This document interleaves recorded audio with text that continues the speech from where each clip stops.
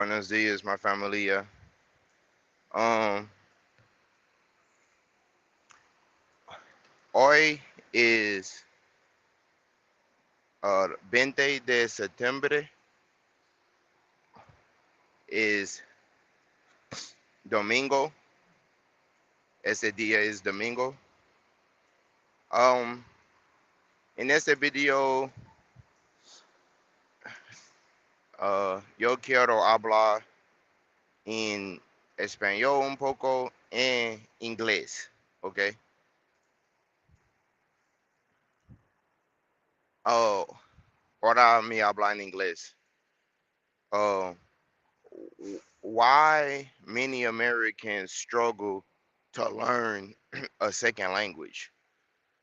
Now, this is something that could be seen as controversial because we live in a generation where everything is controversial. Like, if you have an opinion, somebody might disagree with you. So, but I don't think that this is really controversial. I think this is pretty basic. This is par for course. The reason why I think a lot of people struggle to learn the second language in the United States.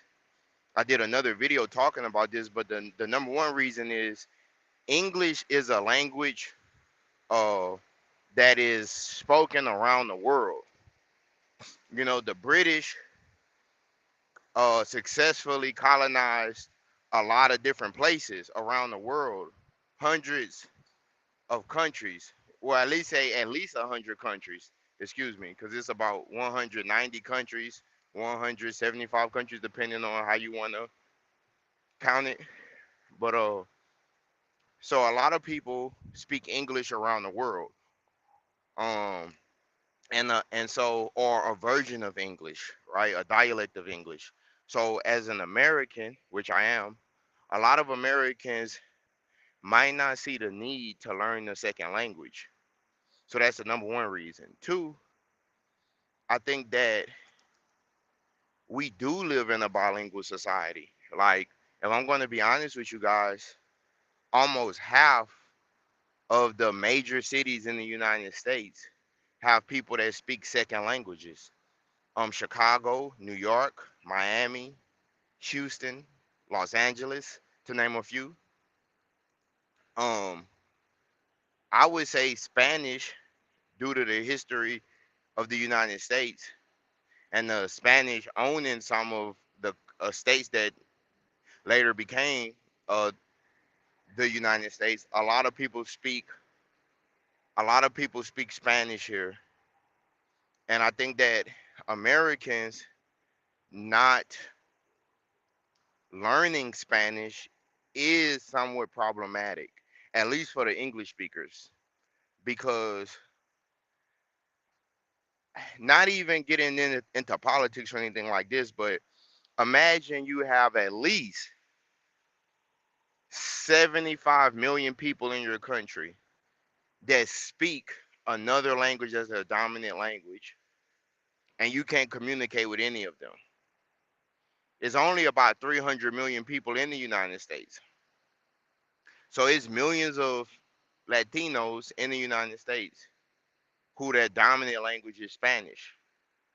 Now, I would say that this wouldn't be a problem, but in a lot of these places, these people are in positions of power also. The ones that do speak both languages, they could speak English, they could speak Spanish, and they are in charge of the hiring process and in some places. And you may be in a situation where you're just as qualified as the next person, but you don't speak Spanish.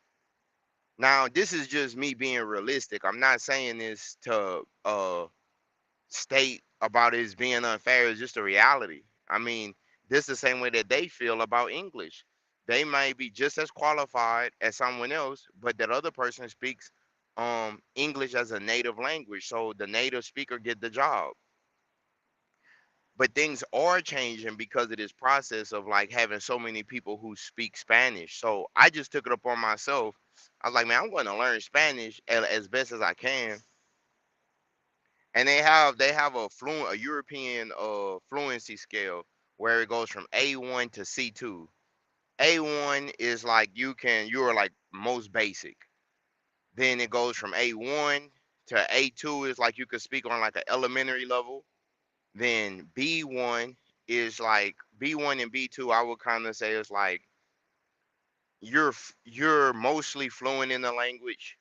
You can handle most situations and in that language. So it's kind of like being a kid in that language or being as proficient as like maybe middle school to high school. And then C1 and C2 is like you have mastered the language to the point to where you have full command of the language and you can communicate on a superior level in that language. It's like having uh, a bachelor's or maybe even like a master's degree in being able to speak that language. Like you could communicate with that language with anyone and you could be understood and understand. Um, the reason why I think that a lot of Americans struggle to learn uh, a second language is that I think that educationally, Americans struggle with a lot of different things: mathematics, science, higher learning, and so language falls in that group. I don't think that the universities, the public schools, or even the private schools are actually invested in teaching the American students what they need to know to fully operate in the world. And I think that that's my opinion. I'm not trying to disparage anyone by saying that. I'm an American. I grew up here. This is my opinion. I mean, think about this. We A lot of Americans are still being taught the same way they were being taught in the 1950s or 40s. The curriculum hasn't changed much. We have people banning books, telling people what they can and can't learn. So is we got to get that together. That's very sloppy. And then you have people, and I gotta say this: the schools are not even a safe environment to learn. Would you agree with that? If I say, are the schools a safe environment for the students to learn? If you say yes, I would question you. Well, why are there so many school pews? I was watching the news the other day.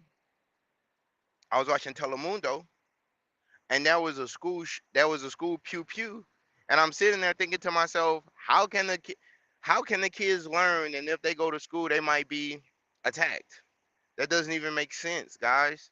Like this is what I'm talking about. The schools are not even the environment, a safe environment for them to learn. I think that what would help the students to be able to learn is our standard of living, our cost of living, all of that is corresponds with why students can't learn. A lot of Americans live in poverty. A lot of Americans live check to check.